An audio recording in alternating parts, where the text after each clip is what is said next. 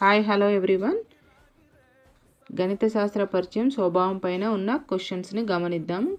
First question, గణిత శాస్త్రము సకల శాస్త్రాలకు మూలము మరియు ఆధారము అని నిర్వచించిన వారు?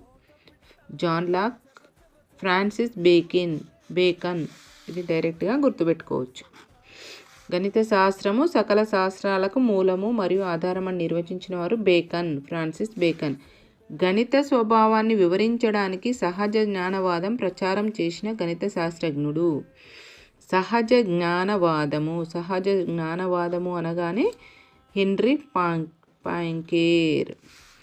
గణితాన్ని దాని చరిత్ర నుండి విడగొట్టే ఏ ప్రయత్నం వల్లనైనా గణితం నష్టపోయినంతగా ఏ శాస్త్రము ఇటువంటి ప్రయత్నం వల్ల నష్టపడదు అని నేను దృఢంగా చెప్పవాలని అన్న వ్యక్తి ఎవరంటే డబ్ల్యూ గ్లైషర్.